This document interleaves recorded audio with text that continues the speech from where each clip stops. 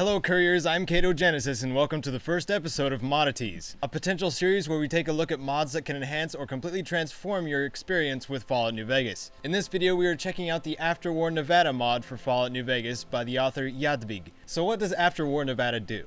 In not so many words, this is considered an overhaul mod, which changes the game in its entirety, allowing for a new and challenging experience for players. Jadwig has spent upwards of 2 years putting After War Nevada together, and as a result, it's chock full of modified and brand new content for just about any playstyle. By that I mean there's 26 classes to play as, and more on the way. You can play as an Enclave Ghoul, a Raider or Fiend, an Old Brotherhood Scribe, a Legionnaire, and many other combinations. There will be a whole mess of traits to choose from as well. Some will make many of us very nostalgic for the classic Fallouts. After venturing in the Mojave for a while, you may get the chance to recruit 2 new party members. That would be Sunny Smiles of Good Springs, and Marcus the Mutant in Jacobstown, after finishing the respective quests in those areas. When you begin a new game in After War Nevada, instead of Doc Mitchell's house, you're in a small room with 3 terminals. It's at this point that you'll see numerous changes to the in-game mechanics as well. All of the attributes have been changed to reflect that of Fallout 1 and 2. You should be happy to know that Charisma is no longer a dump stat. Every 2 points of Charisma you have gives you a slot for a follower.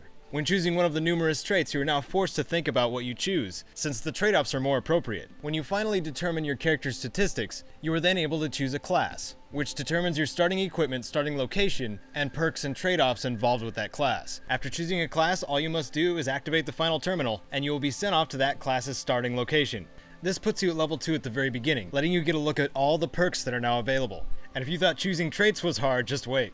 We're now moving more into the gameplay features. First of all, guns. Lots of guns. And other weapons as well are included in this overhaul mod, with a unique upgrading system only dependent on the tier of the weapon. If a gun is marked with T1, T1 mods will work on it. Also, classic resistances are back. So if you're fighting ghouls, for example, you're going to want armor with a high radiation resistance, because those ghouls now do radiation damage with each strike. Many of the classic armors have been reintroduced to complement those resistance mechanics. DK Bullet Time and the Sprint mod, among many others, have been integrated to After War Nevada to complement the gameplay even further. And if you recall the implants you could get at the New Vegas Medical Clinic, that system has been reworked as well. And there is an insane amount of implants to choose from. The last feature I will mention is weapons have actual recoil. Now weapons you expect to have a kick actually do.